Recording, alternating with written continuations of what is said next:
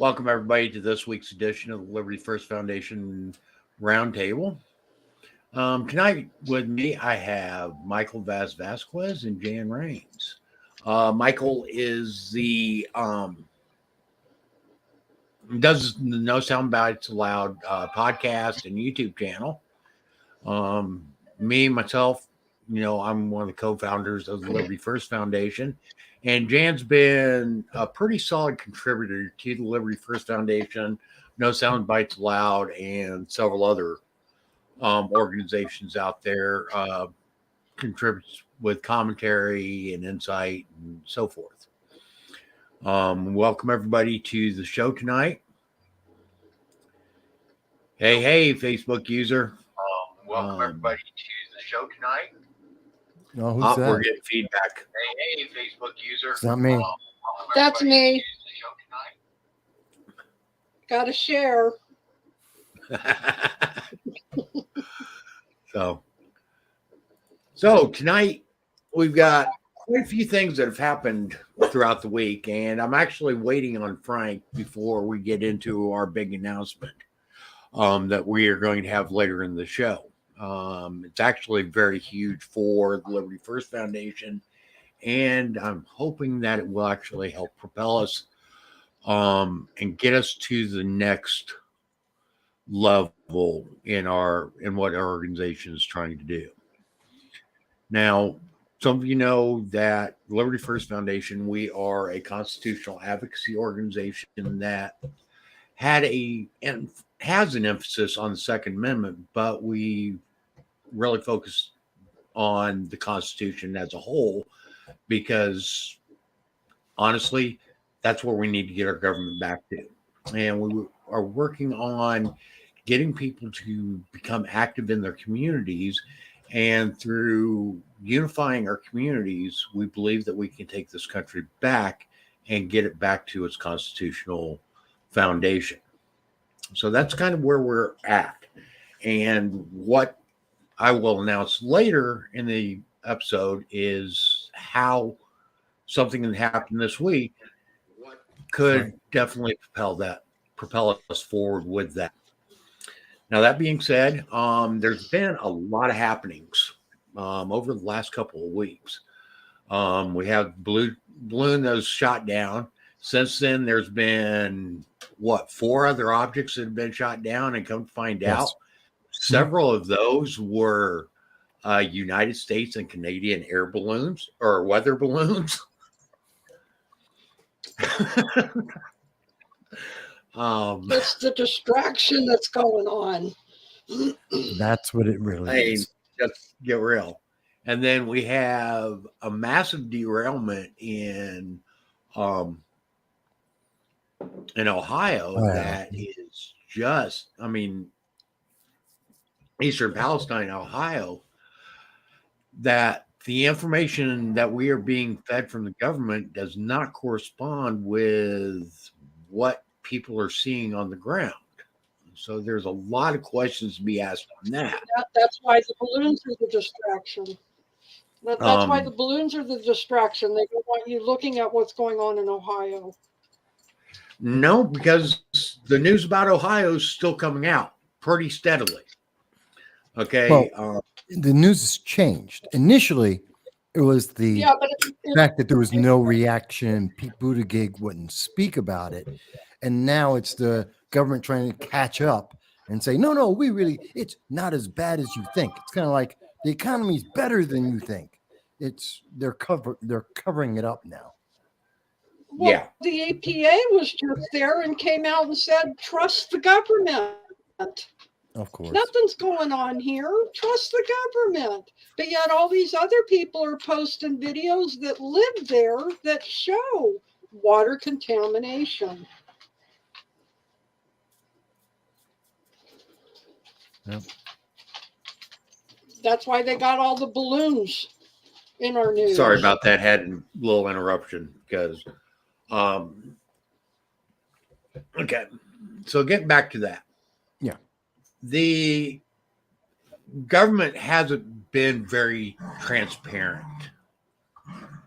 in all of this. And now today I see the NSTB director is calling for people to stop their misinformation, that the NSTB is going to be as transparent as they can with this investigation, and that it takes time, and the protocols the NSTB or at NTSB, get my acronyms right, have in place work. Okay, but yet we have other agencies like the EPA telling us that, hey, nothing to see here, everything's all fine, but yet we find out that very hazardous chemicals are getting into the Ohio River. Not to mention that very hazardous chemicals are being burned off to enter our atmosphere, which is going to involve most of the eastern seaboard when everything's said and done. So, I mean, come on. I mean, I understand there's times when certain information needs to be from the public, but in a crisis situation like what's going on right now in Ohio, that is when government needs to be the most transparent about what it's doing, about what's going on, and where various investigations are. They can't keep people in the dark. Well, I think Jan's been following more. To me, some of this. Good, Jan. Yeah, to me, some of this that I find really interesting is they're not telling us that the train was on fire way before it derailed. The train miraculously derailed on one of the most important culverts that lead into the Ohio River and elsewhere. And the fact that they blew it up, why are we not hearing anything about this? And then another thing that I saw on another outlet that I follow on my internet-wise, and I thought this would be good to bring to you, Mr. Boss, because you know more about this stuff.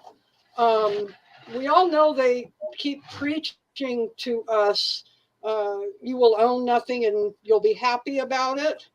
Yeah. Is it true that the government can take over any property that has been, how did they put it?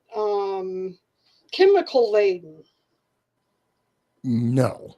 You're thinking that's a mix of two different ideas of eminent domain, and there is another, I'm forgetting the term, where the government can take over certain properties for protection of the public. But no, the government can't just walk in and take over property. As in the case of eminent domain, there has to be a clear and explicit reason for the government to take property, such as we're putting a hospital in, which will benefit the entire community.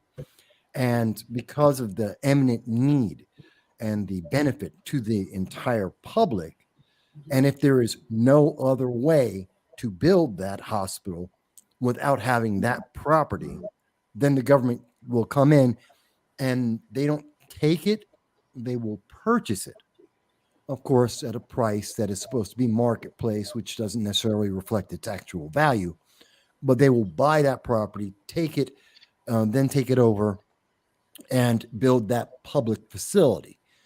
That's the way it's supposed to work. That isn't how it actually functions in many places, like in Utica, New York, where we've seen a big thing about that and the hospitals being built there that were unnecessary. The land that they took over was not land that they needed. There were other facilities that they could have expanded or improved on. The community itself didn't want it. The politicians wanted it. It was a means of moving money around in New York State. I'm very familiar with the Utica Hospital, the MVHS. But that's just one example of the misapplication of eminent domain. Toxicity. And another way that they Well, okay. abuse. Let me stop. Let me stop you for just a second. I just pulled up. It says the laws governing Agenda 2030 land development allow governments to seize polluted lands and move their residents into smart cities. Agenda 20, anything that says agenda, any of the like Agenda 2030, Agenda 2021, or any of those, that's UN. It has no standing in the United States. There No. may be a statute in the Okay. UN that says for countries that agree or accept their policy, their principles, that they will follow that, but it has no standing in the United States. Well, that Does we that- know of, because we know our government is doing all kinds of things they're not supposed to be doing. Well, yes, but theoretically, Congress would have to adopt, propose, and vote on and pass a law to adopt any proposal of or agenda of the UN. So I know people will point to that, and I've heard about Agenda 21 and Agenda 30. I'm familiar with that. ESG is sometimes what it's called out in Europe.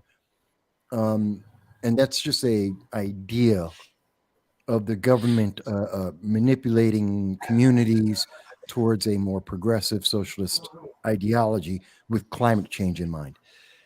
But that's And not only that, any of the UN agendas, in order for them to go forth, they have to be put in a treaty, and that has to be, again, 2/3 of our Senate has to say, yes, we agree with this treaty and ratify that treaty before it is actually able to go into effect.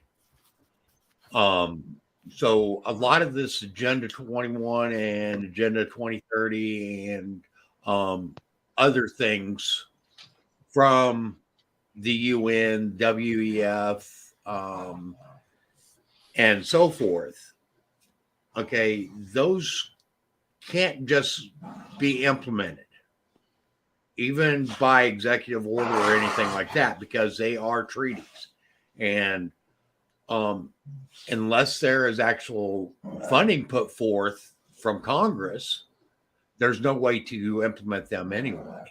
Yeah. Okay. Even taking land, like you said, that has been polluted and so forth, it is still, if they do it under an eminent domain process, they still have to pay fair market value, even if it's a hazard to the communities and so forth.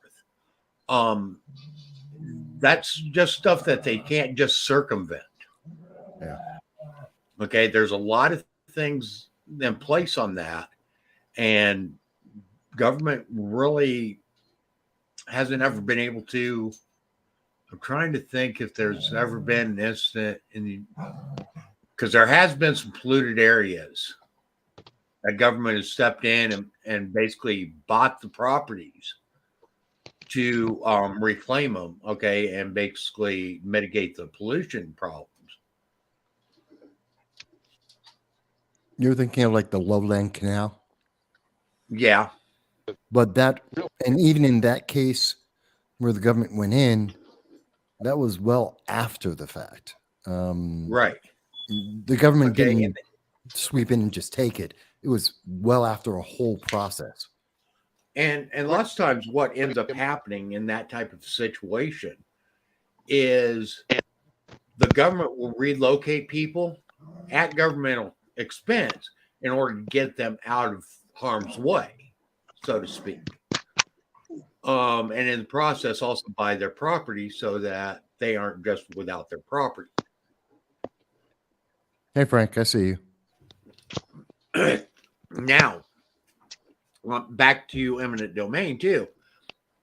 Another way eminent domain's been abused, and unfortunately this has been upheld by the courts in several places, is for private corporations to build factories and whatnot.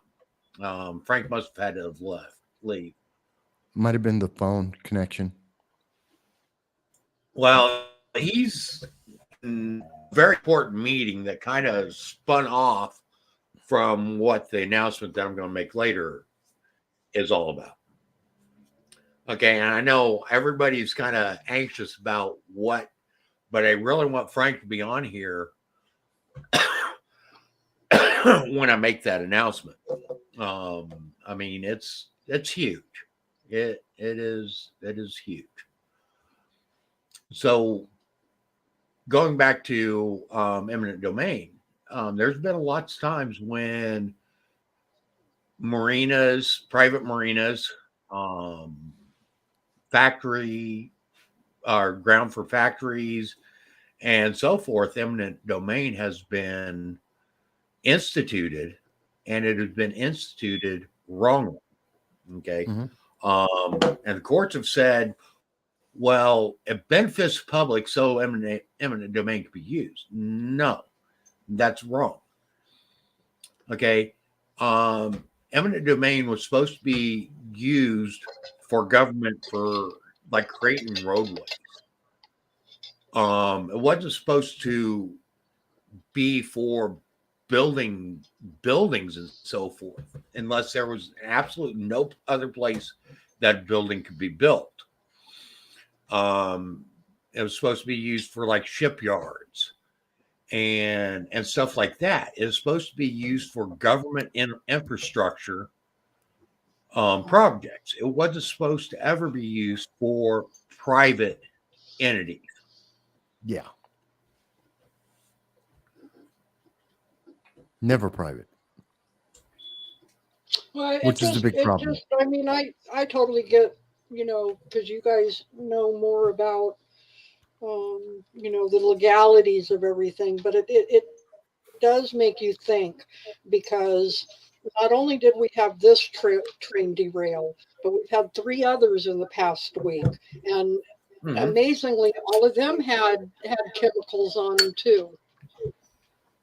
And there is not a train that runs this country that doesn't have hazardous chemicals on it. I guarantee it. Well, guarantee not every train you find will have some type of hazardous chemicals on it. Yeah, not every single train. I mean, we know that's how they transport a lot of things, but I mean, it just,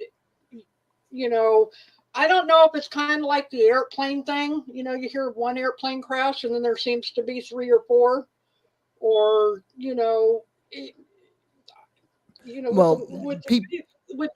with the way things are and everything, sometimes you have to wonder, is this stuff being done for a reason, or is it just happening? Well, to an extent, Pete Buttigieg isn't wrong in saying, I think his numbers are off, but to say that there's 1,000 derailments, he's somewhat overestimating and exaggerating the situation. It is more common than not that trains run into issues. Now, derailments can be as simple as they're starting the train up and there's the one of the tracks gets a little moved or one of the wheels come off. It doesn't mean that there's this big pile up every time that there's a derailment. Very often they're able to stop the train safely. People and products are able to be removed properly. Okay. This is from the Federal Rail Administration. In 2003, there was 2,133 derailments. In 2020, that number has fallen to 1,013 derailments. In 2022, there was 1,044 derailments, an increase of 4.2% from the previous year. But they're down 16% since 2019. Right, and that's part of my derailments actually happen a lot more than people think they do. But it's the severity that we're talking about. The severity isn't what we see in Ohio. I mean, I personally, this was going back 15 years ago. I was in a Amtrak, I was going from Florida, from visiting family, coming back into New York, and we struck a crane. They were moving a crane, and somebody tried to run across the tracks with the crane and didn't make it in time, and we hit it. And it was pretty bad.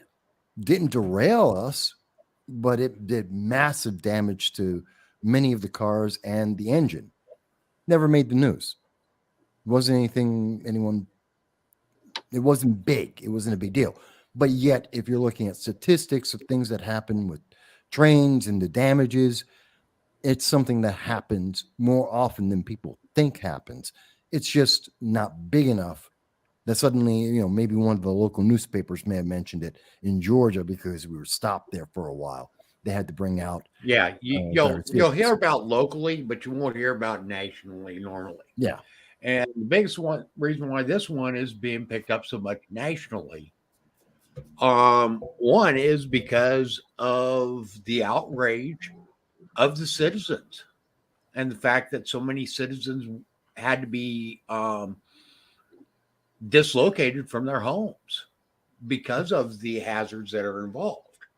Another reason why it is getting so much attention is because people know a lot more is going on than what's being let out, and they're trying to use the media to try to stop a lot of that.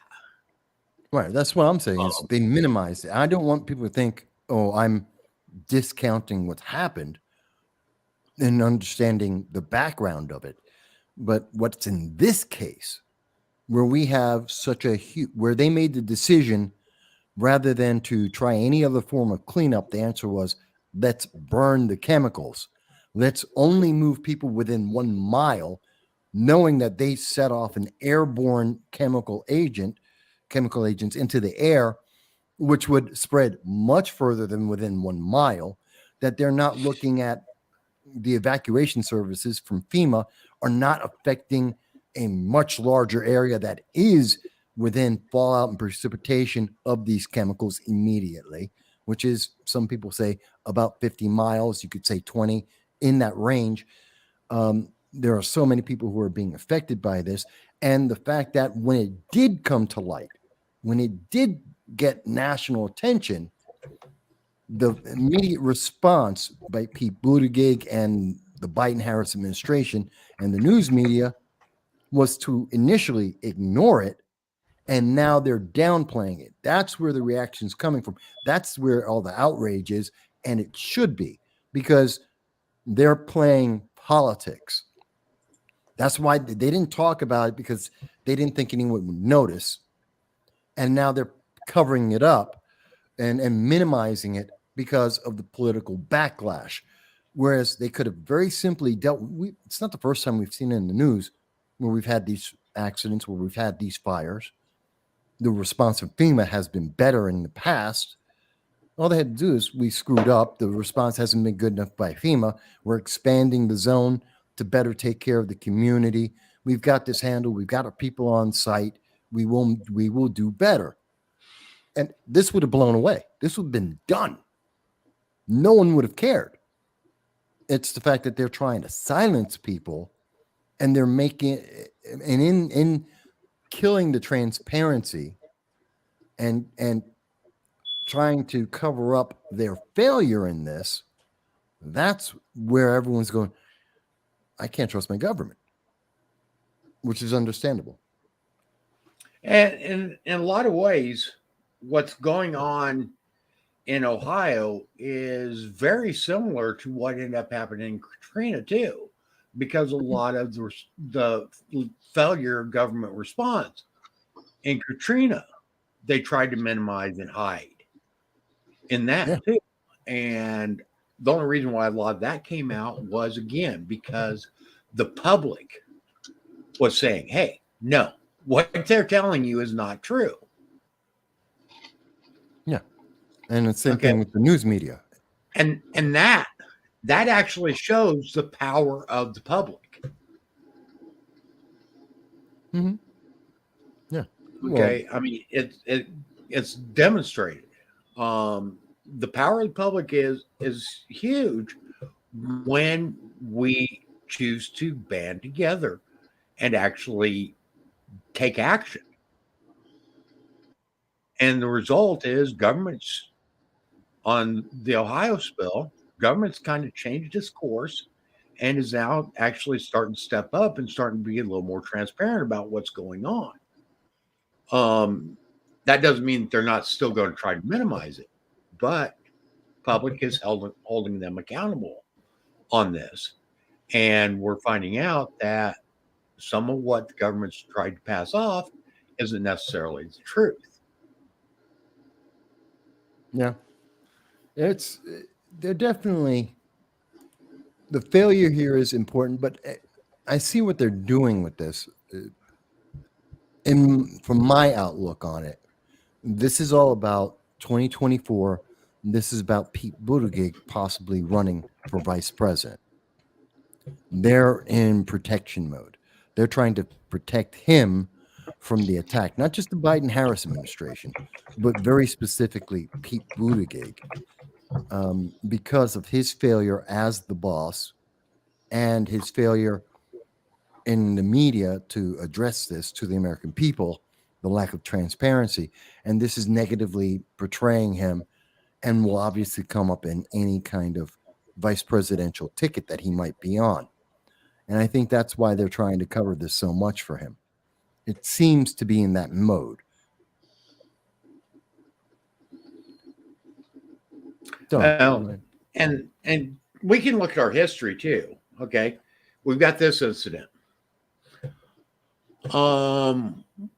What happened at 3 Mile Island? They tried to minimize that a lot too, until people started coming out and saying, "Hey, what they're telling you is not the truth."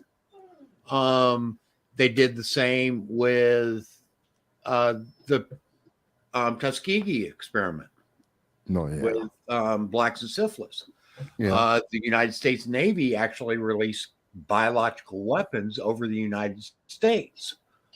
And that, again, is public outcry that actually brought that to surface. I mean, all the way throughout our history, the public, when they choose to come together, is able to hold government accountable for their actions. But when we allow ourselves to be so divided like we are today,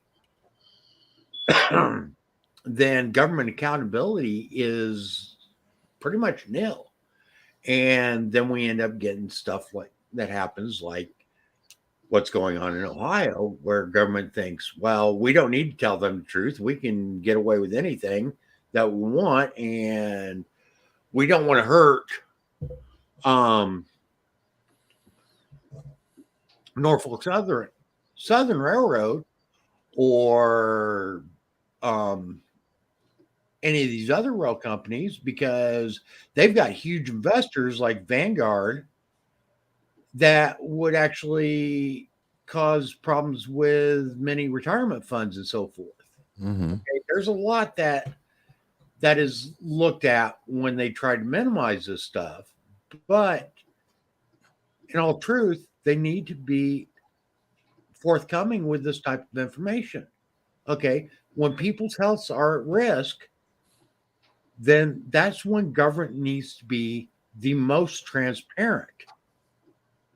We had a very similar thing happen with the pandemic as well. Okay, government was not fully transparent. They tried to make believe that they were, but they weren't. And there's a lot of information and a lot of stuff that we still don't know about with the pandemic because government's trying to hide stuff.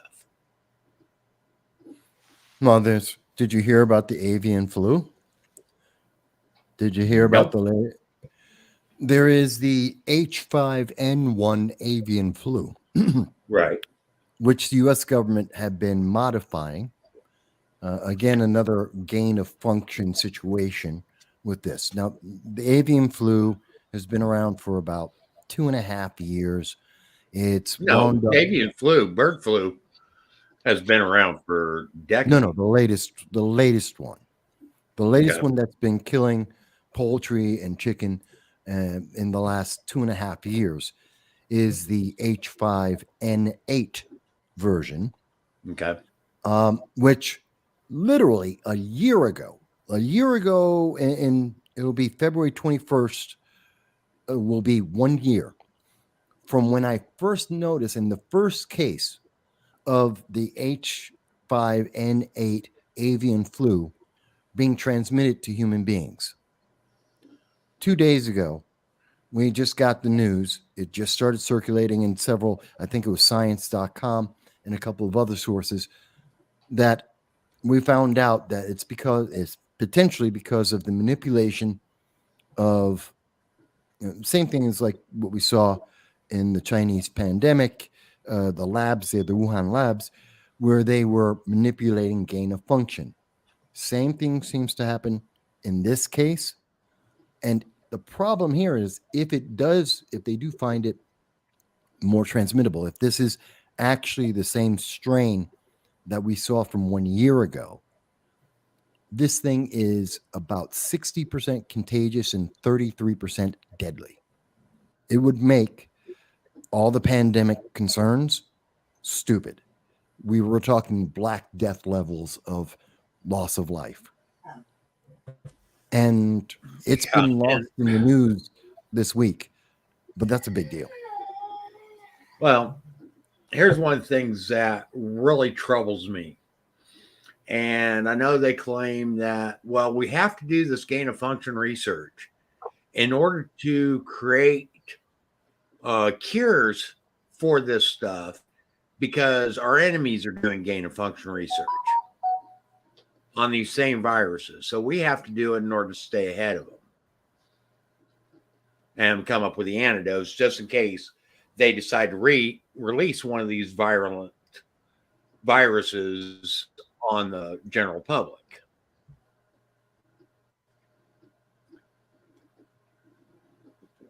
Weren't there tons and tons and tons of treaties signed by pretty much every nation state in the world that they weren't going to develop biological weapons? Right after World War One, yes. It was one of the major treaties of World War One that we were going to ban various chemical weapons, especially for warfare purposes, because what mustard gas did and how horrific it was. Yeah, so for 100 years, more at this point, 110 years, the world has already agreed, no, we're not going to do that. The only people who've really violated that have been Syria, Iraq. There have been some accusations of Russia at times, but not too serious. Basically, just Syria and Iraq are the only ones who have really been caught using chemical weapons.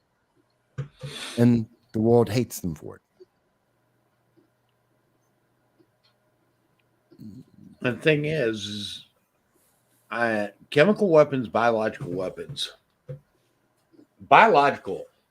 in particular, once they're released, once that bottle's uncapped, there's no stopping it. There's no guarantee. Unless you have the antidote, there is no stopping it. And I mean, our country is guilty of it. Well, not necessarily our country. The British are guilty of it. When they infected the Native Americans in the United States with smallpox. Yeah. Okay.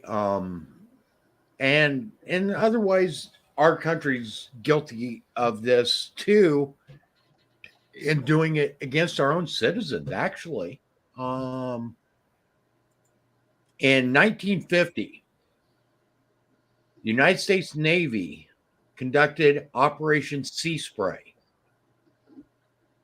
And if you guys don't know what Operation Sea Spray is, Operation Sea Spray was the United States Navy releasing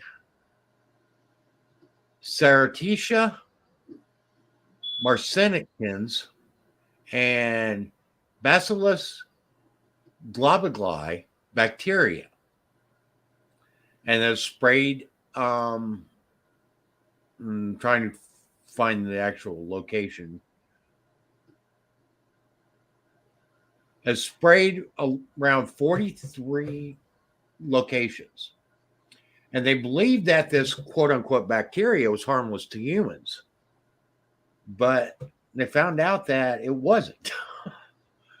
800,000 residents is released around San Francisco, 800,000 residents to inhale at least 5,000 of the particles.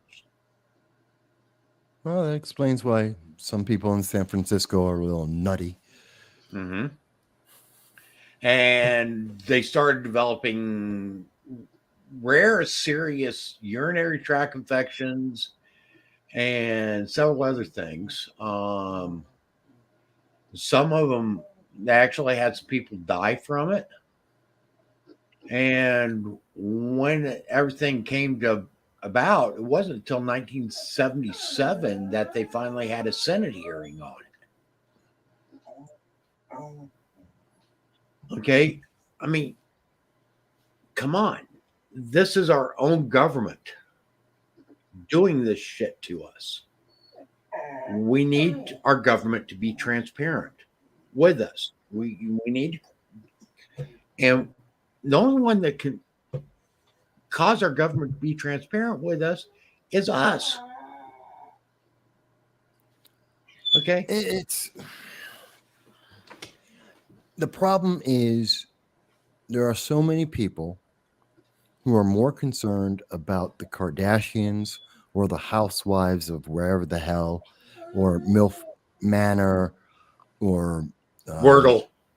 You know, all yeah, Wordle. I mean, they're more concerned about entertainment and temporary distractions than the core issues affecting us. And when you don't have people paying attention to the core issues, then everything else is possible. Last night, I was taping live a town hall. New York redid, every state redid their congressional lines. And my area is now in the New York 19th. It's a brand new district with brand new 11 counties that had not been connected before are now connected. We have a new congressman. So most of the people in the district don't know the congressman, and he's never been in Congress before. And he had a town hall that I am providing. I was covering it live, the full content, everything from start to finish, every word that was said in terms of the questions and the answers. And no one's paying attention. 750,000 people in the district. And, you know, some people were watching it. Some people have seen my coverage on it. But it wasn't even 1% of the population. Now, I'm not saying that everyone had to see it from me, but the thing is that it's kind of like CNN. The only coverage that is everything word for word is mine. In the entire, out of all the news media, including myself, I'm the only one who has every single word available for the public. Less than 1% of the population, far less than 1% of the population, have actually looked at everything he had to say in a new district with a new member of Congress. Don't you want to know what this guy's going to do for you? Not what some editor says it's going to be, not what some political party says that whether he agrees or disagrees with their ideology, what he actually said to the questions that he was actually asked. No, because people were too busy watching, what was it? The new season of Picard. That tells you if they're not paying attention to something that's directly affecting their life, that they have direct control over.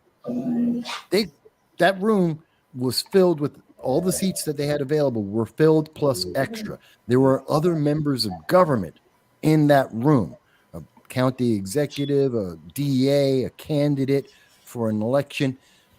There were several members of government that were there. They could have asked any of these people questions and got answers. They were right there in front of them. No one's paying attention. The majority of people, 750,000 people, were like, okay, whatever. That's the problem. That, to me, is the problem.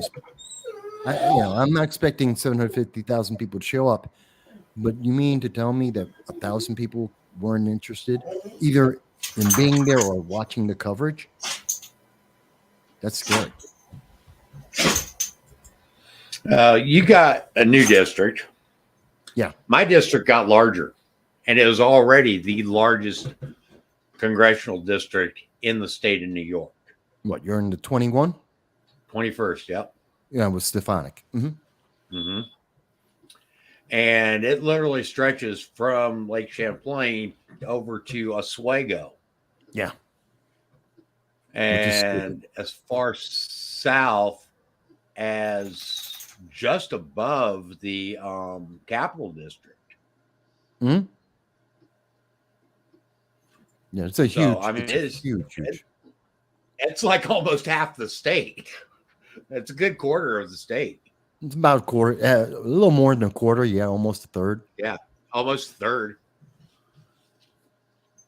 Yeah, but that's the thing. When you have one person responsible for that much, and like I said, and New York 19 is Mark Molinaro. He's a Republican. And he's got 11 counties. Don't you want? I was the only one in the room. And funny enough, I was the first one to ask a question. And so my question covered a lot of ground. It was a big question. But I was the only one there to even address Ohio as part of my question. The only one in the room to talk about that. We had a bunch of people who were partisans, many of them from the far left of the region, and they were asking about, their partisan issues, their ideology, citizen action, and that ilk.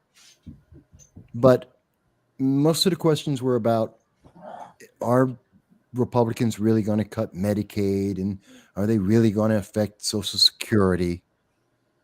That was the big question. Yeah, that was the big general question, and everything else was very specific towards climate change, or just accusations against him as a brand new member of Congress who had nothing to do with anything. Oh, and the debt and the debt ceiling. It just amazes me when we have that opportunity. But see, that's where we get the problems with what's happening in Ohio.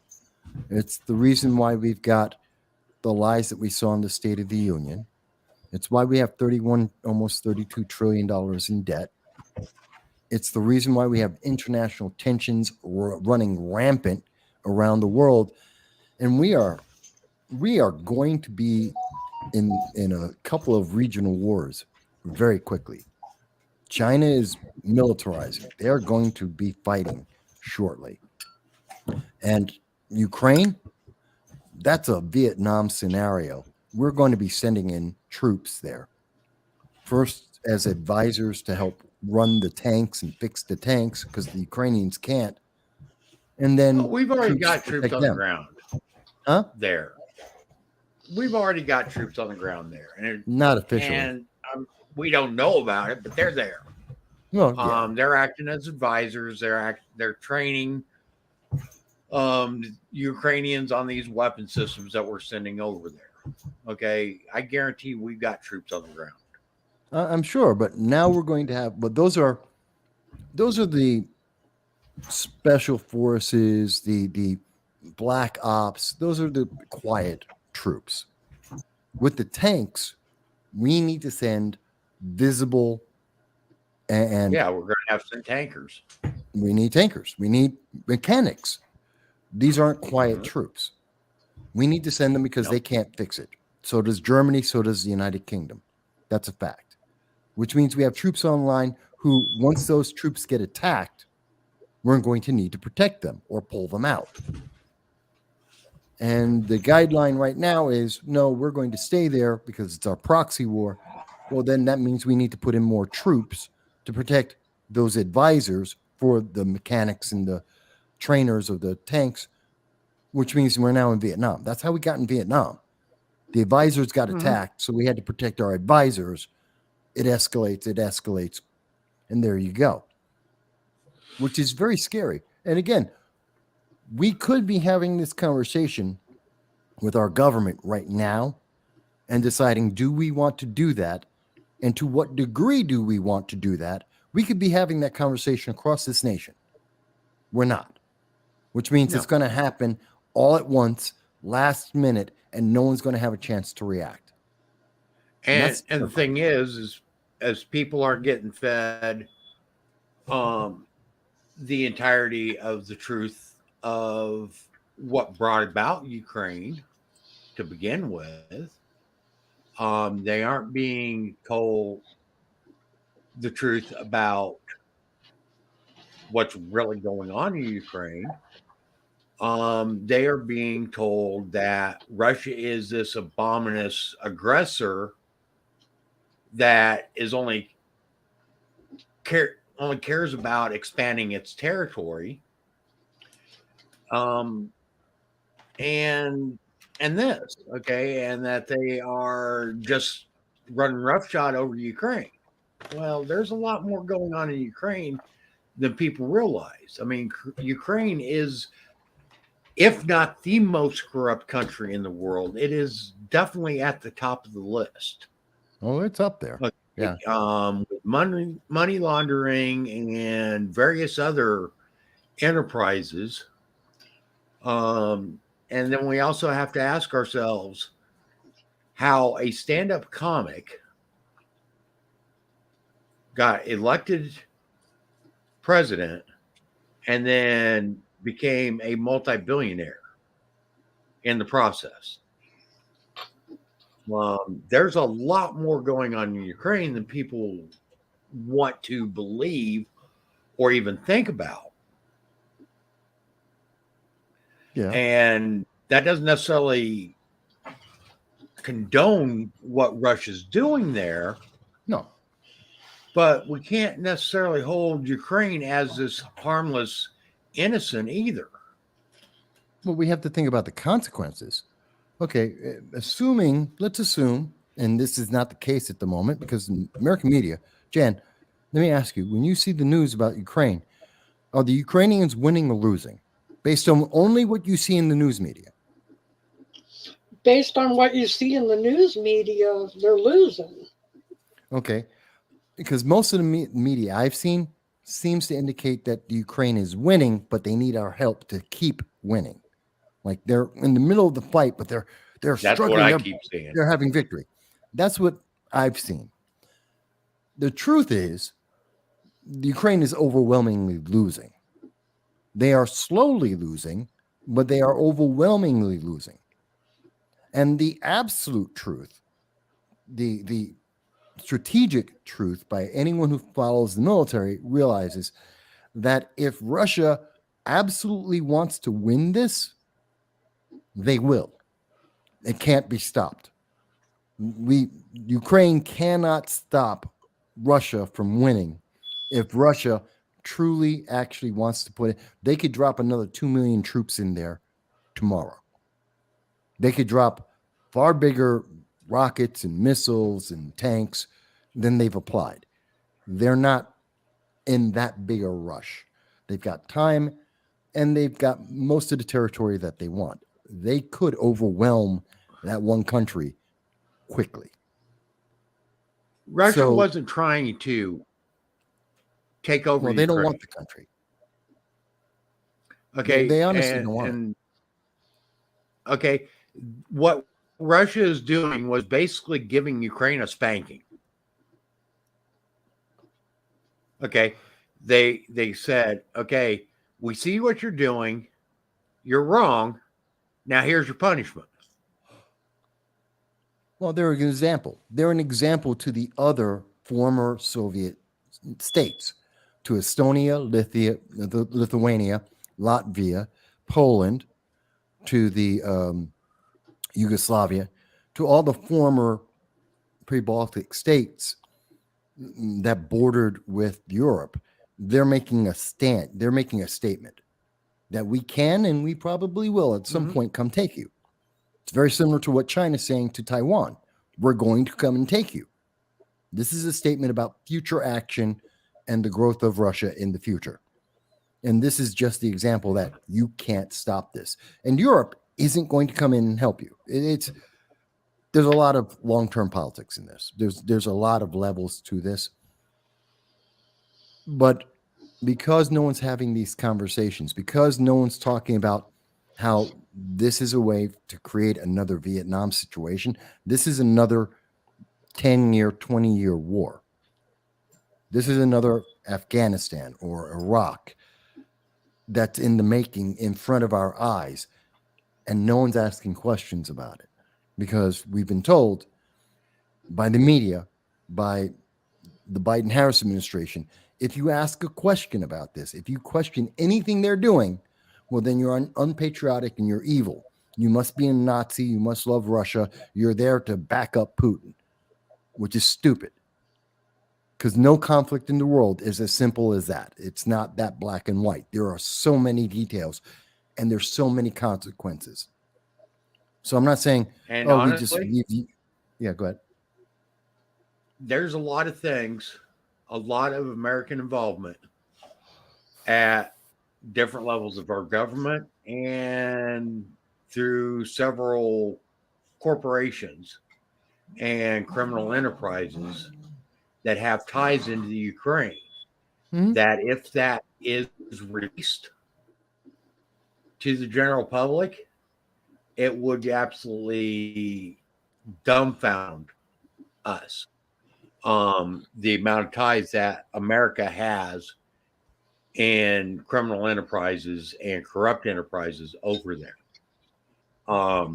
And actually, that's one of the things that they came after Trump for, is because Trump was actually in the process of getting to the bottom of some of that.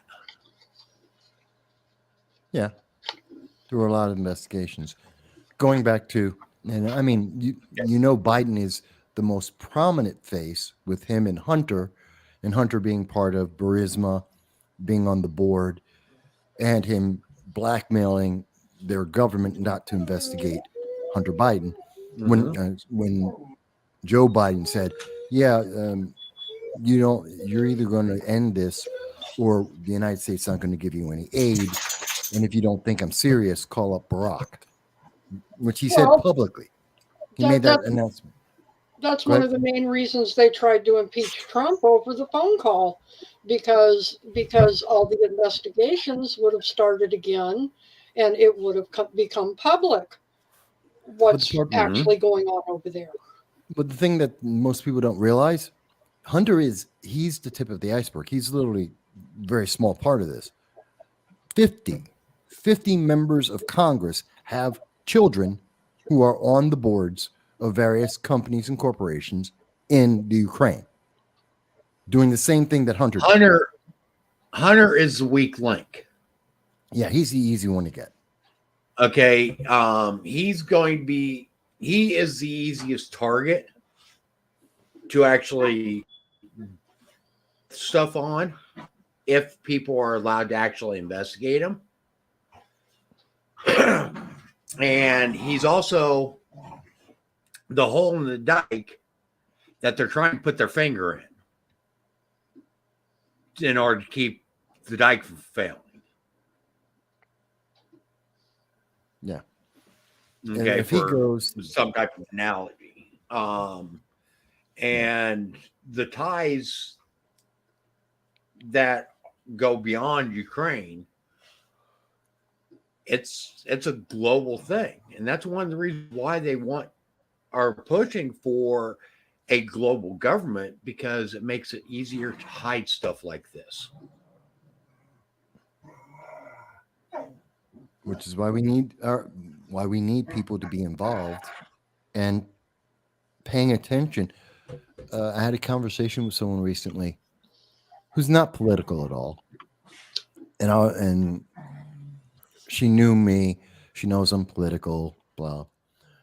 And she just was mentioning to me how she hadn't voted. I'm like, no, you should go out and vote. And it was interesting. She was trying to tell me all the reasons why she shouldn't vote. And I was telling her all the reasons that she should vote. And someone else was noticing that throughout the entire conversation with me saying, no, you should go out vote, you should go out vote, I never once said vote Republican. I never once said vote conservative. And they're like, but you're a Republican. Like you're the big Republican voice. You're the guy who always. I'm like, yeah, but that's not for me to decide. That's my opinion. That's my views. I want her to vote because it's important to vote. Because if we don't vote, these things that are happening are going to keep happening. And I think most people don't realize that. Like on this program, when we're talking about all this stuff, I know some people look at it and they go, but you guys are all on the right. No, not necessarily. This isn't right-left politics. Although, yeah, we've called out conservatives. We've called out Republicans. Exactly. It's about being involved. Okay, and the thing is our position is we want our government to follow the Constitution to the letter. Mm-hmm. Don't want them to expand on it, but we also don't want them to shrink it. Okay. If the Constitution gives them authority, then by all means, act upon that authority. But if the Constitution doesn't grant that authority, then no, you're not allowed to. Don't. And this is where we need to hold our government accountable. Yeah.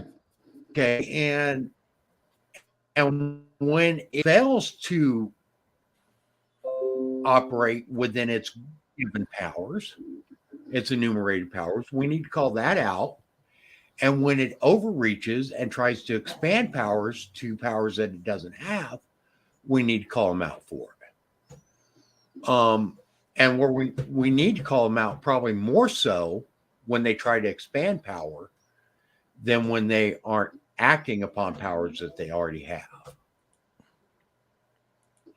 And ultimately, it comes down to the more government expands its power, the less liberty we as a people have.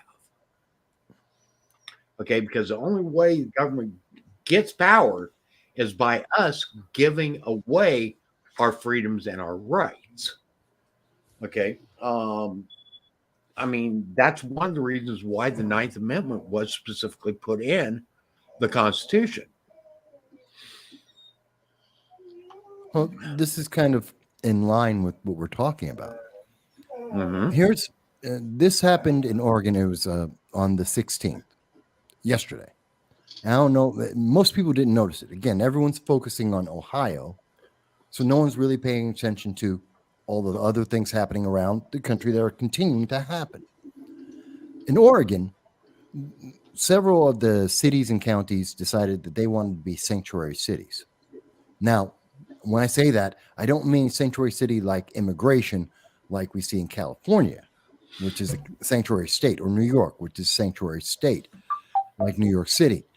No, I mean they're a Second Amendment sanctuary city, that they decided that the federal government could not make decisions on that would affect them on the local level, that their law enforcement could not enforce, as an example, red flag laws, that was not constitutional. Or some of the bans we've seen, or some of the ATF saying that braces are now machine guns, and therefore you don't have a right to do that. And they said, no, you can't enforce that. So we just saw that the court came out and said, no, that's not possible, that the government does have the right, and you as a local community cannot deny the federal government's place. Now, here's the thing that I find interesting. This is now going to be used in every state around the country to say you have to obey the ATF. You have to obey the federal government when it comes to the Second Amendment. Well, here's the thing. If and this is a tricky point that no one's brought up. If a state, a city, a county cannot make up their own decision about the Second Amendment and saying, oh, we have a sanctuary, you can't do that about immigration either, can you? So every city, every state, every county that said they are Second Amendment sanctuary, immigration sanctuary cities and sanctuary counties and states for illegal aliens, they can't do that, because the argument that's made here is it would have the potential to lead to uncertainty for firearm owners concerning the legality of their conduct as they travel from county to county. All you have to do is replace firearm owners and put in illegal aliens. It's the exact same principle. It's the exact same ruling. And see, that's why we need to talk about things like this, folks. Well, Because and to piggyback off of what you're talking about, how many people noticed in the news that on Valentine's Day, Biden announced a $231 million fund to fund red flag laws and other gun violence prevention. Yeah, I saw that. Yeah. And that's actually illegal, but that's beside the point. Or unlawful. Yeah, but it's the problem is they're mixing these things back and forth. Well, what they're trying to do is use the supremacy clause. Yeah. Of the Constitution. Okay, and they've actually, again, they omit or take out of context many things. And the supremacy clause is one of those that they take out of context. Okay, and the supremacy clause, if people don't know it, comes from Article 6, Clause 2 of the United States Constitution. And it says, this Constitution and the laws of the United States, which shall be made in pursuance thereof. Remember those words. All treaties made or which shall be made under the authority of the United States shall be the supreme law of the land, and the judges in every state shall be bound thereby. Anything in the Constitution or the laws of any states to the contrary, notwithstanding. Now, these counties that are enacting these Second Amendment sanctuary counties are doing so under that particular clause of the Constitution. Okay, is they are disregarding laws that were made not in pursuance of the Constitution, or i.e., that were against the Constitution. That is what their justification is. And by all rights, that is the correct justification to utilize in doing so. When they go against a state law that is egregious to the Second Amendment or egregious to the state's constitution, then the counties are obligated to disregard that law. Okay, it is their duty. They are duty bound under their oath of office to disregard that law. And when they fail to do so, then they fail to do what their constituents elected them to do, which the primary purpose, and I've said this many times, the primary purpose of government is to protect the rights of the citizens it serves, not to infringe upon them. Okay, and when you elect somebody to office, that is the first thing you need to look at is, will they put my rights first and foremost before everything else, before party, before themselves, before government? Will they protect my rights as an individual? will they protect the rights of the citizens that they serve? And if the answer is no, then you should not be voting for them. Plain and simple. Well, and you're right in terms of supremacy cause, and you're correct that if people aren't doing things that benefit their constituents, they shouldn't be in office. But I just find it interesting, and it just highlights the duplicity both in the news media and in the government, various parts of the government, that the same reasoning that they are now projecting to us why sanctuary cities for the Second Amendment are invalid. This is the argument they're proposing, but yet that same logic doesn't apply, and that same ruling and reasoning doesn't apply to sanctuary cities for immigration. Somehow, and if they come up with abortion laws, the same thing. Same thing. And notice how they're compartmentalizing. Well, we don't like this, so that's illegal. But we like these for the same exact reasons in exactly the same application, but those are okay because we like those. And then we get into the issues of equal protection under the law. Right. And the American people need to look at this and go, you can't do this. This doesn't make any sense. If it is wrong in Oregon, if Oregon and the counties don't have that right, then they don't have that right in San Francisco or LA or New York State. You can't pick and choose that. It's either you're telling us that this is impossible under the structure of the Constitution and our laws, or it is permissible. And you can't pick and choose that just because your political party or your affiliation likes that. It's one or the other. And I just want to, and yeah, I love the Second Amendment, and I believe in Second Amendment sanctuary cities, which is basically just living by the Constitution. I'm all in favor of that. But give me some consistency here. Stop playing this game. Mm-hmm. Well, and you can add what they're doing. You can add what they're doing with the equality crap to all that right now too. Mm-hmm. Yeah, they're taking things and saying, well, we're just barring this and we're taking this away because it's all in the name of equality. Yeah, and you can't, and you can't because it's and it's not in the name of equality. Okay, Jan, you have to get that right. It's in the name of equity. Yeah. Equity and equality are diametrically opposed. In order to have equity, you have to have inequality. In order to have equality, there will be inequities. Yeah, I said the wrong word, but you understood what I was saying. Oh yeah. So, I mean, it's ridiculous. They want us to be more so the left than the right. They have a vision, and they've had this vision pretty much since they were incepted. And if it doesn't go their way, they're going to find a way to get it to go their way.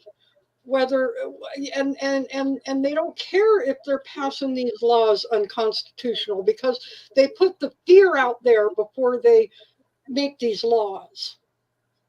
Well, I think we have to look at a few things, okay? And we have to look at both sides of the coin here. Okay?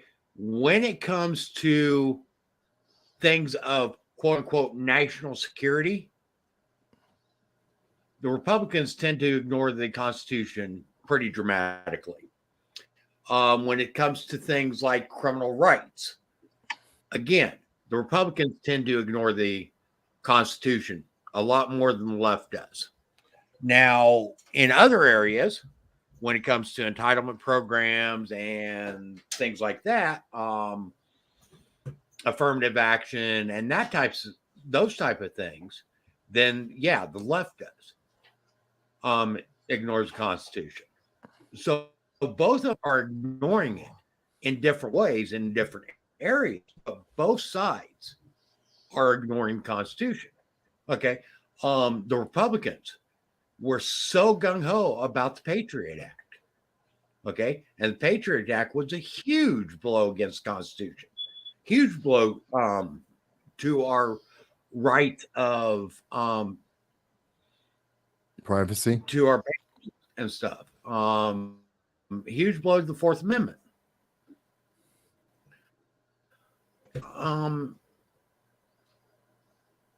We have to understand, okay, and again, both sides use fear as their justification. Okay, the fear of 9/11 was used to justify the Patriot Act. The fear of criminal activity has been used to trample all over the Fourth Amendment and the Fifth Amendment. And I even want to say even the Sixth Amendment, in expanding police powers to the point that they are in violation of that.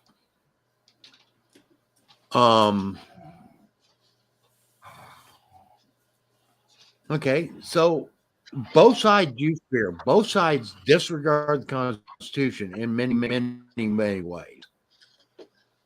And the thing is we have to understand that it isn't just one side or the other, and we have to be consistent in saying, "Hey, okay, you aren't authorized to do this, so quit."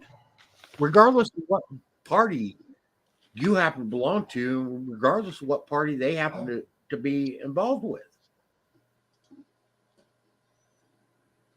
Yeah. People just need to pay attention. There's so much of this that's going to the wayside because people just aren't paying attention.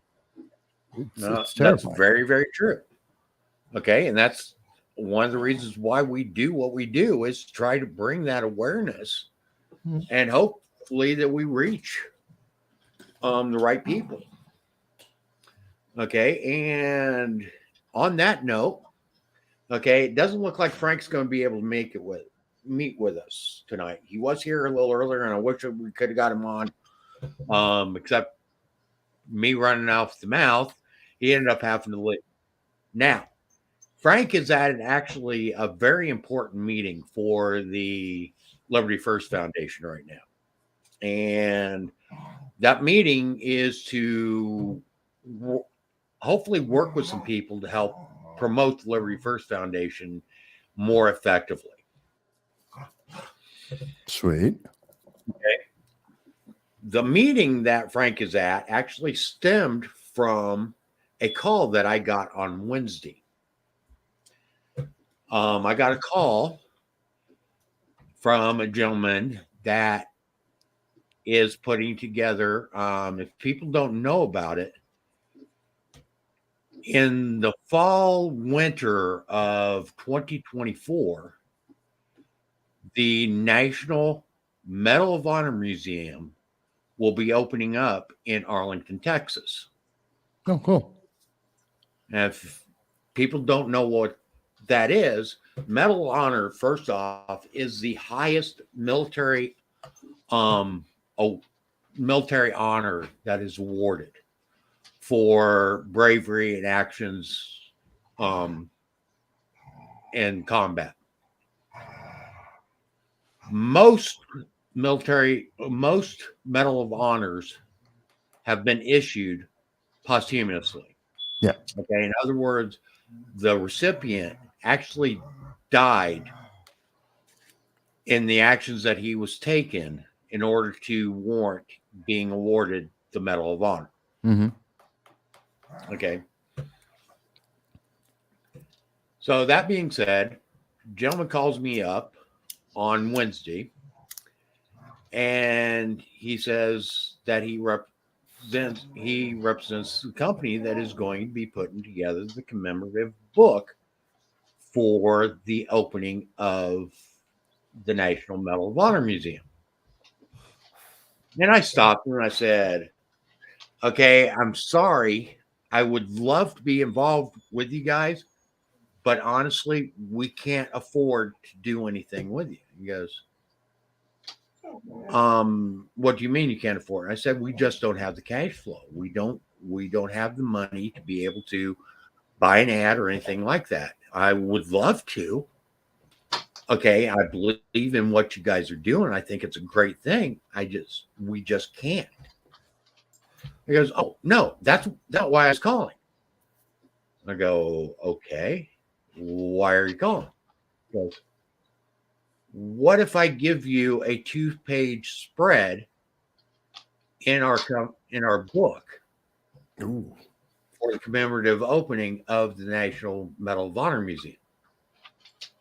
That's awesome. I said, what? He goes, yeah, you guys are a Second Amendment organization and you are protecting our rights.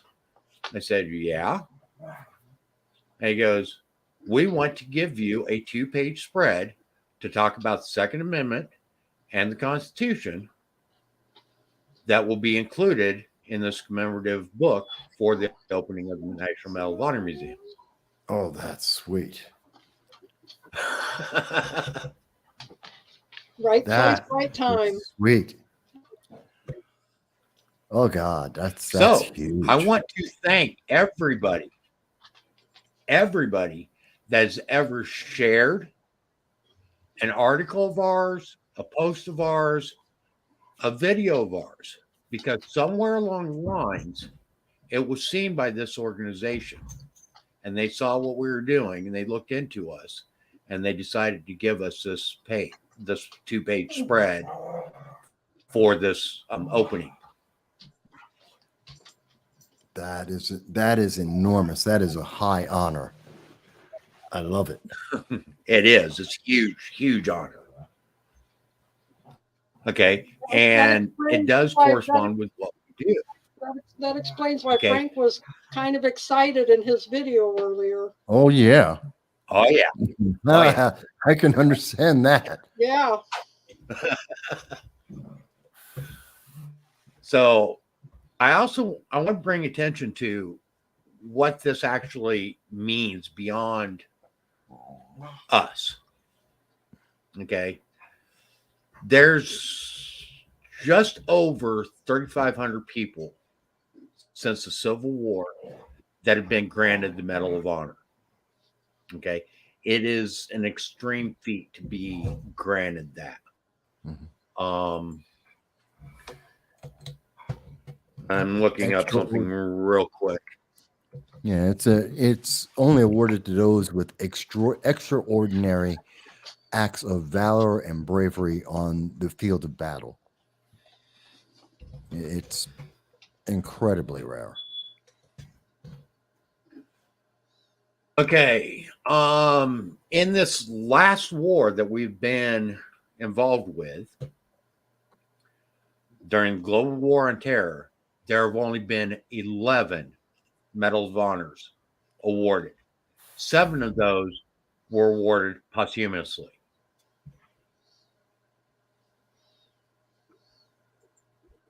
Okay. Since its inception, a little over 3,500 individuals have been awarded the Medal of Honor. And the Medal of Honor was started during the Civil War. Yeah. It was during the Civil War that it started. So we're talking 35. Extremely rare. Yeah, that covers. People got to think about the time frame. So you're talking about in that time, you had World War I, World War II, Korea, Vietnam, Operation Freedom, our work in Kuwait and in Iraq and Iraq and Afghanistan, the current engagement in Syria, all of the global operations we've done, Bosnia, Somalia. I mean, all of that put together. And there's a lot of other wars and actions that haven't been included in that list. Okay. I mean, really, there has never been a year that the United States wasn't involved in some sort of conflict. Yeah. Okay. Now that being said, this medal represents people that went well above and beyond um their uh, the call of duty, and they did that not to protect the United States, but to protect the rights of the people of the United States. And that's what we have to remember. Anytime you see a serviceman or woman, any member of the military, they are writing a blank check, payable at any time, to the citizen of the United States.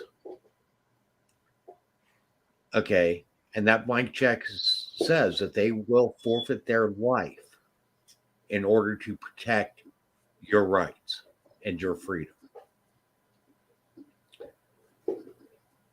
I believe we can do a little better in this country in becoming a little more self reliant and doing some for ourselves as well, and following these people's example of selfless dedication to a cause larger than themselves.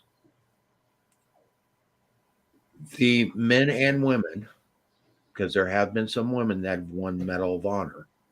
Well, they didn't win it; they earned it. Yes. Okay, and let's get that straight. That have earned the Medal of Honor. We need to look towards their example and understand that they gave everything. Many of these people have lost limbs. They sacrificed their lives to protect something larger than themselves. And we are trying to continue that fight. No, we aren't under imminent threat of death. We aren't going above and beyond the call of duty as the people that have won the Medal of Honor, the Bronze Star, the Silver Star. But we are trying to do what little we do in order to try to ensure that this country remains a bastion of freedom, in order to ensure that the guidelight of the Constitution shines as a beacon and as an example to other countries throughout the world of what self-governance is. And the thing is, you can't have a government of the people, by the people, for the people, when the people refuse to be involved. And that's the example that we're trying to set, is that we are involved. These men and women that were awarded the highest honor that could ever be awarded to any military service person, took that to heart, and they acted in a manner that went well above the call of duty. And we are humbled and honored to be able to do this, to honor these individuals. And when I look around and see how people just say they can't be involved, it crushes me to know that people can't be involved in their own governance and to hold their government accountable when so many have paid the ultimate sacrifice in order to give them the freedom to do that, in order to give them the freedom to be able to govern themselves. Well, and I actually think you have a right to take it more personal because you are a veteran. I am. Okay. And so is Michael. And that's okay. Yeah. I served my time. I wrote that blank check. And anytime I been called up, fortunately I wasn't. I will never experience the horrors of combat, of warfare. And I thank God every day that I didn't. Um, though I would have for this country, and I would have for the people of this country. I will today, even if I'm called to do so, I would today. But it's more than that. Okay, it's the complacency of people not people wanting everybody to do for them. Okay, and nobody's wanting to do for themselves. Okay, and that's what being involved means. It means doing for yourself. It means being self-reliant in your own governance. And a part of that self-reliance in your own governance is to hold our governments accountable, whether it's at the local level with your town council, your city council, at the county level with your county commissions and county legislatures, or at the state level or at the federal level, at all levels. Okay, even your HOA and your school boards. Okay, you need to be involved in your own governance, because if you're not, you if you're not involved in your own governance, then you are literally succumbing to becoming serfs Mm-hmm. into a serfdom. You are literally giving away your freedom of self-government, the freedom of self-governance. You are begging to be ruled over by a dictator, by a king, by an oligarchy, by whatever word you want to come up with. You're begging for that when you refuse to be involved in your own governance. And we need to again look at the sacrifices that these men and women made, not only to the people that they protected on the battlefield, but to the lives that they protected back on the home front. Okay, they look forward in the battle so that they can protect what's behind them. We are in another battle. It may not be a battle of bullets and bombs, but it is a battle of ideas. And it's a battle that was started in 1776 with the Declaration of Independence.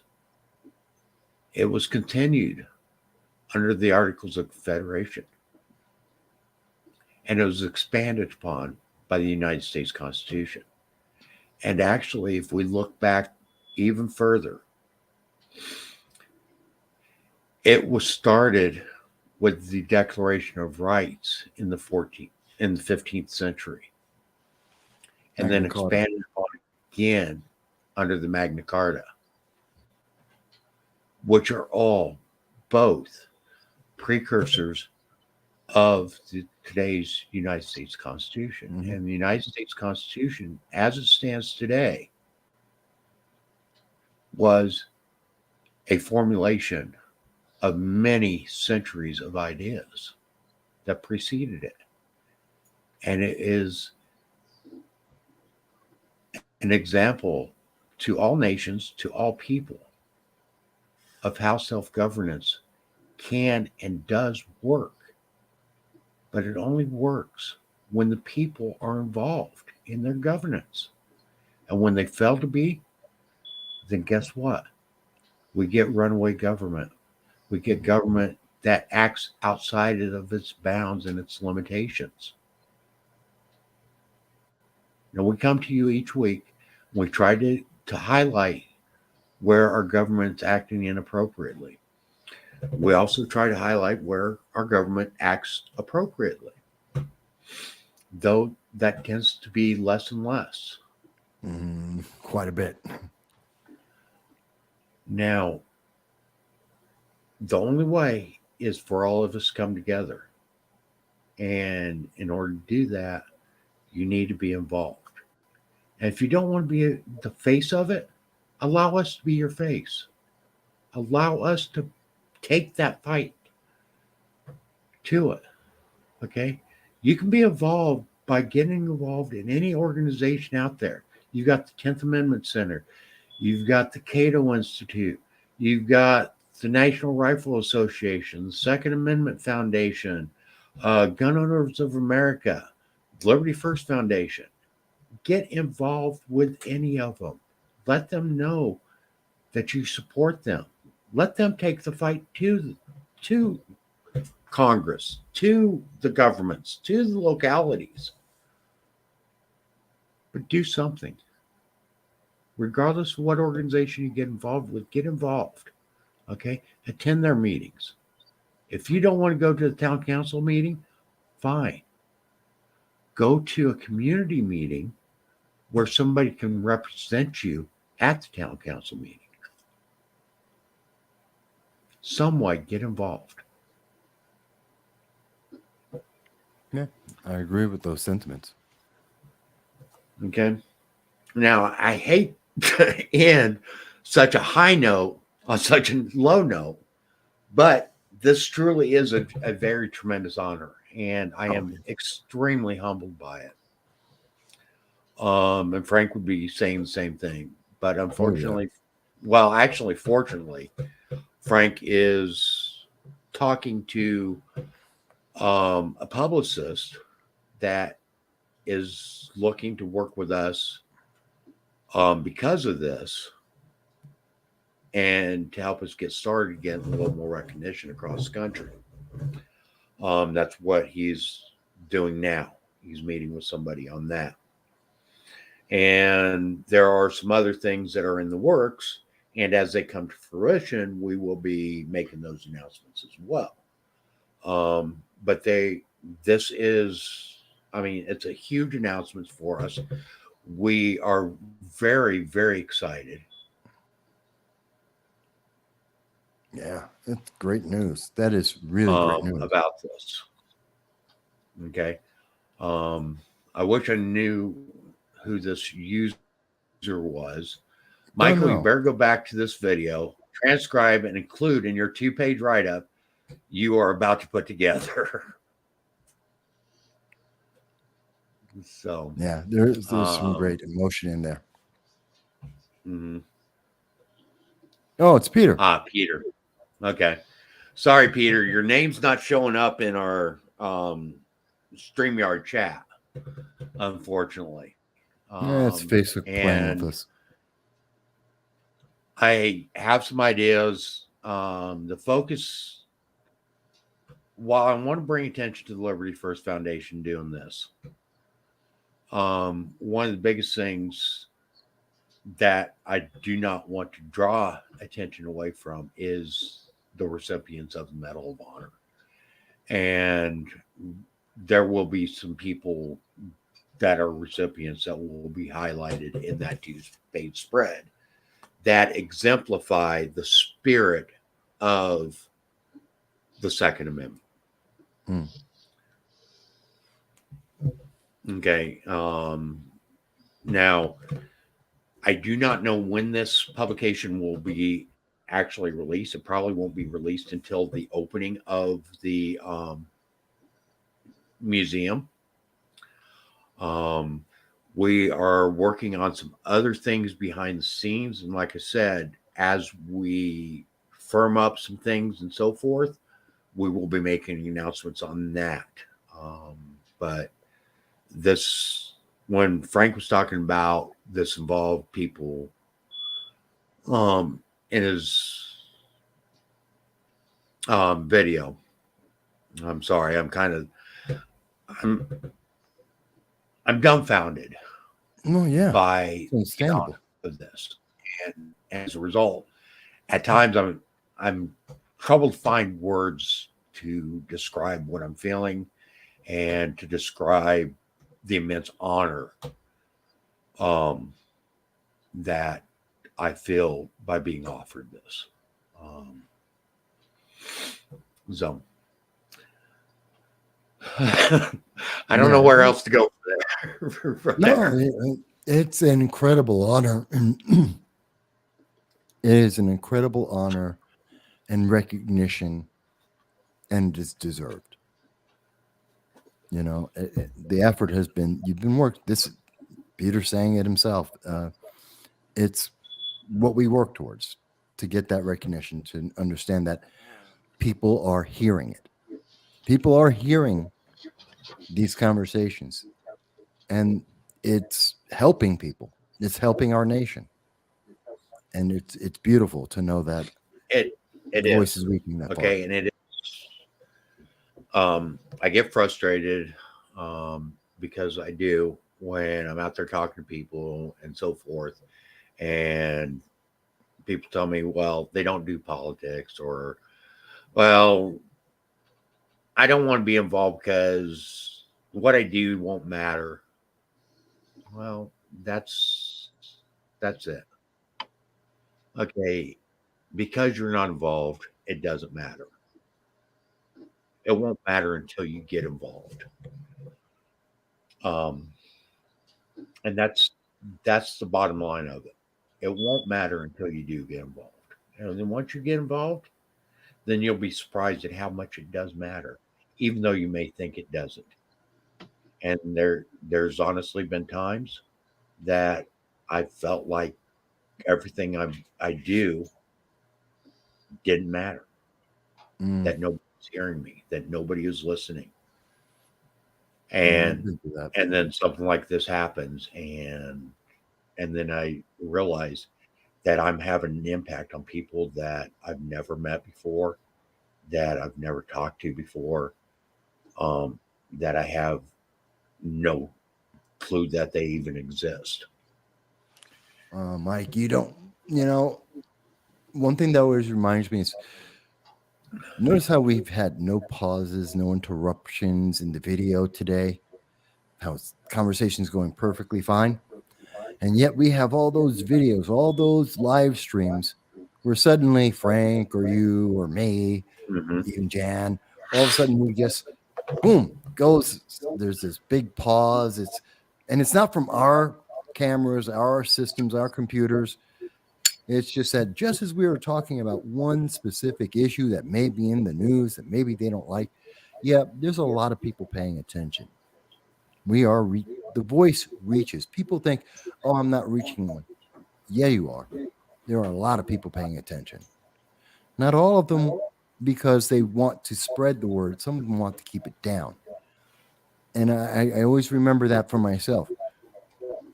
You are being heard. I've said it many times. We are not alone. People who are watching this right now, you are not alone in your belief in the Constitution, in your belief in freedom, in your belief of expressing yourself. And this is just yet another example of we're not alone. We're all in this together, and we are being heard slowly but surely, step by step, more and more than we ever can imagine.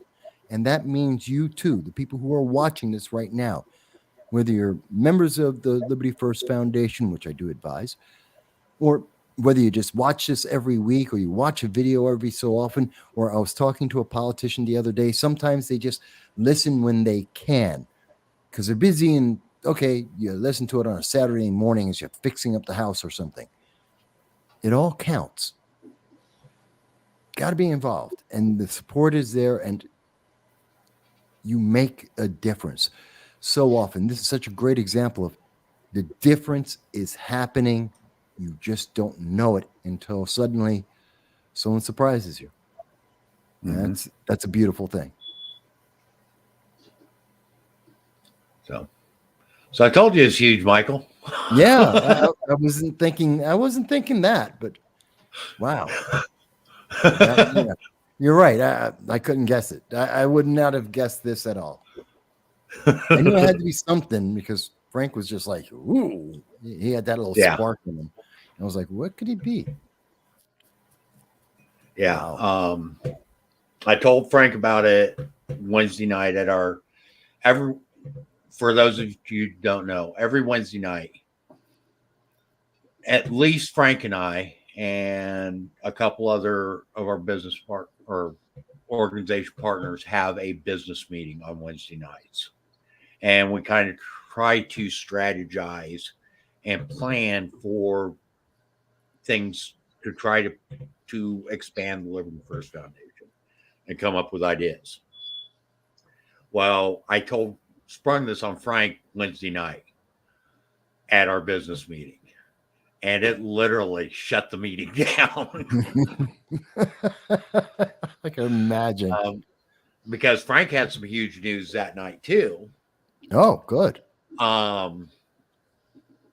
Because there is a gun manufacturer that manufactures high-end guns. And somebody somewhere, I don't even know for sure where, pointed this manufacturer our direction. Oh, and then went to our website and started reading through some of our articles and stuff. And as a result, they want to do some things with us, some exclusive things with us. Nice. This is one of the things that we will be making more announcements on. Frank wanted to tell me this. Then you trumped him. Then you topped him. And I led mine before he could do his. He goes, well, I guess that doesn't make mine as big as yours. No, that kind of just tops it all. Yes. Well, I think all this winds back to, as you know, we say every week and even throughout the shows, getting involved. If you can, whether it's hopefully a membership or just signing up for the newsletter, following L1F. The more people, the better. Mm-hmm. Yeah. And if you can't do anything else, share our videos, share our live streams, share our articles, share our posts. Okay. And even if you don't want to share our stuff, find somebody that you do want to share. Okay. Whether, like I said, the Cato Institute, the John Birch Society, the 10th Amendment Center, the Second Amendment Foundation, the NRA, Gun Owners of America, any other Firearm Policy Coalition, any other organization like that. Okay. If nothing else, spread their message, spread their words. Okay. Spread our words. Okay. If you can't find the words that you want to say, I'm sure somebody else there can say the words that you are wanting to say. That will hit something that resonates with you. Okay. And share their information. Okay. That's one way of being involved. That's one way of taking action. And then also providing support to any of these organizations by signing up for their paid memberships. Every one of the organizations that I've stated, including us, has a paid membership where they use that money to help with whatever cause they're working on. Okay, whether it's promoting the Constitution, whether They are promoting gun rights, or trying to hold government accountable. Um, so they use their money that they receive through paid memberships to enable them to expand their fight into areas that they wouldn't normally be able to reach. And with that, yes, we do have our membership drive that is in process right now. Okay. For $15 a month, or $15 a year this first year, and we're going to be revisiting that in the future. $15 will be the lowest. Okay, but we are going to be revisiting that as we are able to offer more value to your membership. You can ensure that price will be going up. So you need to get in on the ground floor here at $15 a year. You will receive exclusive articles, exclusive content. There will be, when I do this 2-page spread, that's going to be available to members only. It's not going to be released anywhere else. It won't be released till after the book comes out. Okay. That is one of the things I will have to wait. But when it comes out, you're going to be able to read that article only if you're a member of the Liberty First Foundation. Okay. So you're going to have stuff like that are going to be exclusively only available to our members. I know Frank's working on some other things that he has in the works. I've got some other things that I'm working on as well, that are going to only be available to our members. Some of those are going to be available to any of our members, whether it's a member to just our newsletter, i.e., a free member, or there's going to be some stuff that's only available to our paid members. And the thing is do you believe we represent you? And if you do, I'm just asking you to support us, okay, in any of the ways that I've mentioned, whether it's sharing and letting people know about us, whether it's sharing our articles, or our videos, or anything that has touched you, okay, or made you say, hey, I never thought of it that way. Share that stuff. Okay. And then if you want to help us financially, we would love to have you on board as a paid member. Because like I said, there's some exclusive things that are going to be there just for you. So with that, do you have anything else that you need to or want to touch on from this last week, Michael? No, I mean, you kind of topped it all right there. But no, I mean, big things we've really covered. I mean, everyone's talking about either the balloons or Ohio. And I wanted to point out, what's going on with the Second Amendment. And right. Then we have to always remember, just because all the major news media is pushing one story in your face, our government's still going on. There's still so many other things that are happening.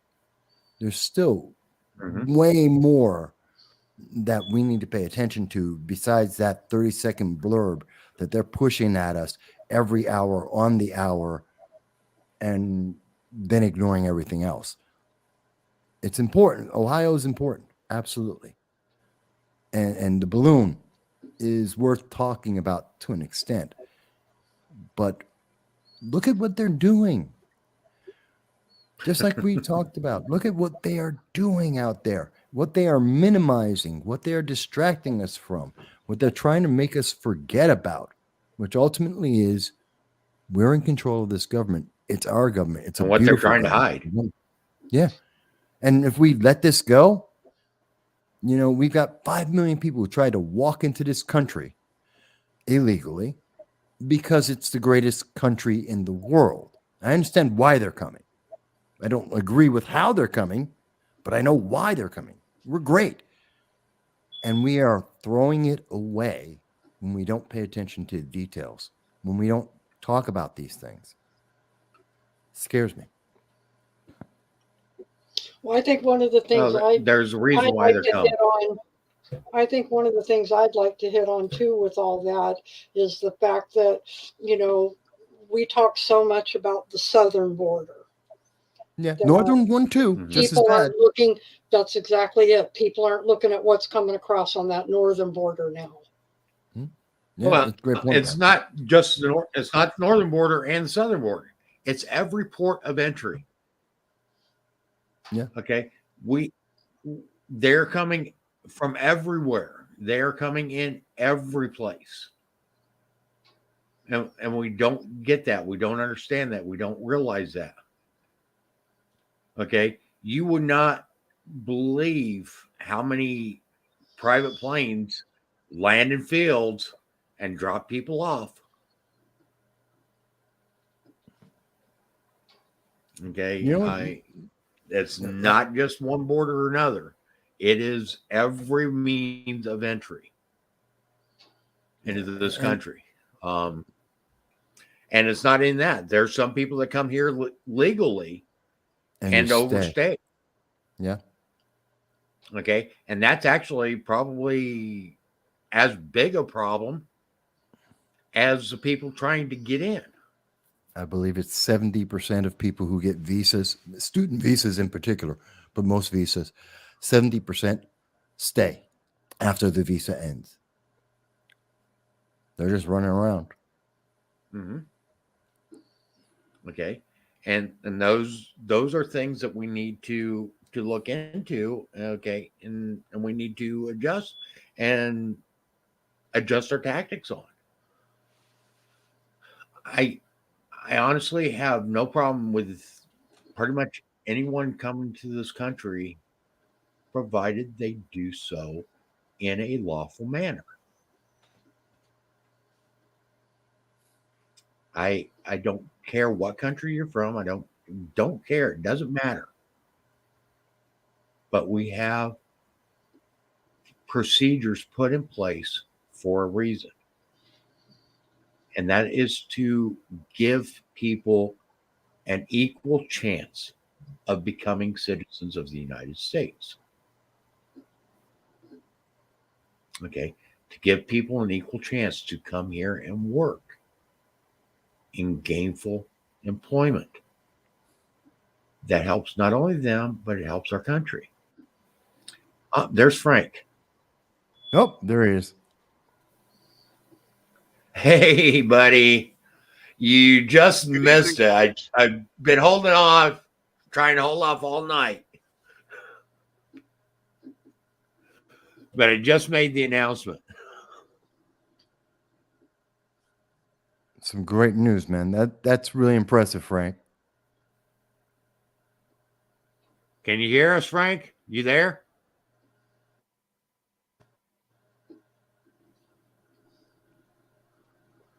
He's messing with his phone.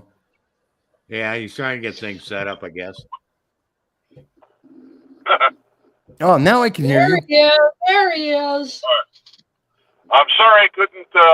I had to stop at the gas station on the way to my meeting tonight. I bought a set of headphones for the event, but unfortunately the microphone portion of it doesn't work.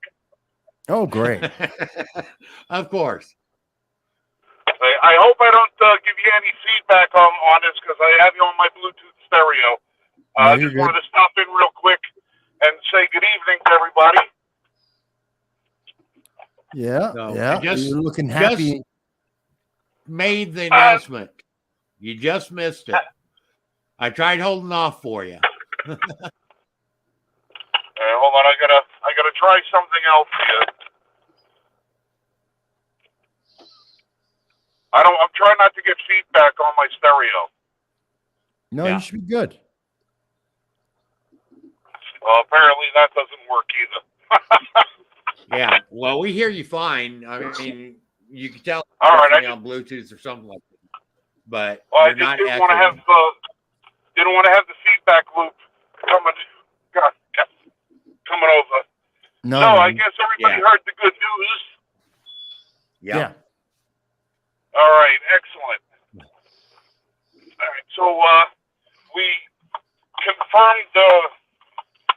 I have a lot of news that I have to discuss with Mr. Marshall off camera, so that we can bring that information to everybody next week when we reconvene at our regular time at our regular hour. But some very good things happened this week. Some very good things happened today, and we'll be sharing that information with you as the weeks progress. But it's safe to say for the next few weeks, we're probably going to be having some special guests on the show with us. Very cool. That's fantastic. Some very honorable people will be appearing on the show. Mm-hmm. Oh, I'm loving Nice. that. I'm loving that. Yes, very, very, very honorable people. I like that. I like that word. So yeah, and not to necessarily give away everything, but a lot of what Frank was doing tonight involves what the announcement I made about our toothpaste spread in this for the book for the Medal of Honor Museum. so you guys get the word out, because we're going to have some extraordinary guests coming on over the next few weeks. And probably before the opening, maybe even after.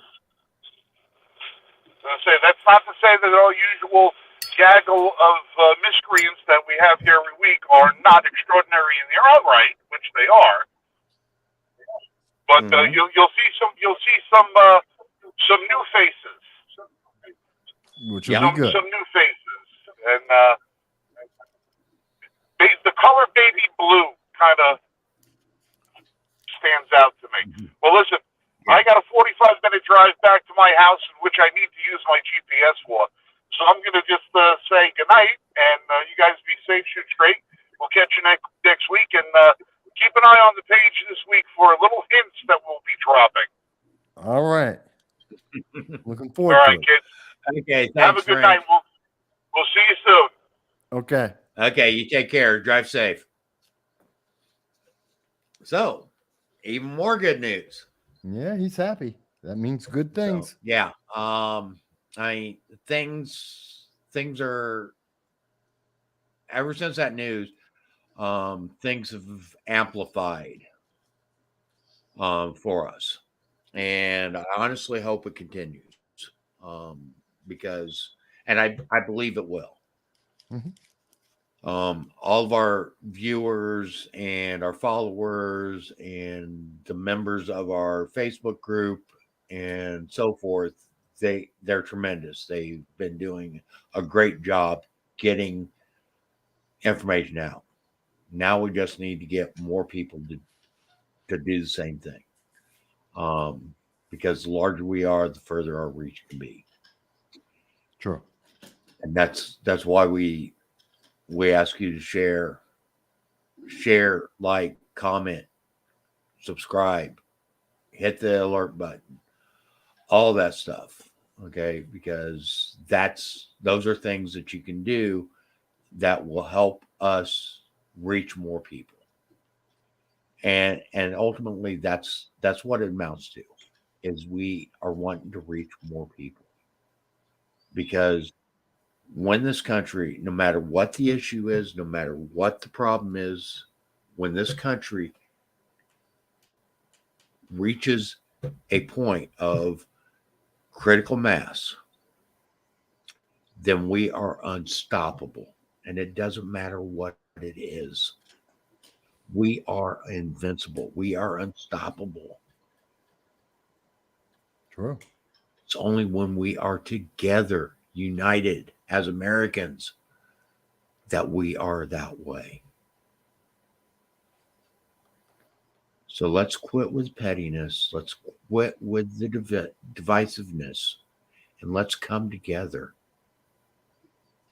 Let's build a foundation of the people, by the people, and for the people. Thank you, everybody. We are here every week, every Friday night, 9 p.m. Eastern Time. We encourage you to invite others to come and join the show. Come join the conversation through our chats. I don't care what their political position is. I don't care. They need to be here because we need voices from every walk, from every realm. Every voice needs and deserves to be heard. And if you want to come on here, you want to debate us, you want to have a conversation with us, we encourage that. We want you to. Because the only way we can find workable, real solutions is by having honest, open dialogues. Thank you, everybody.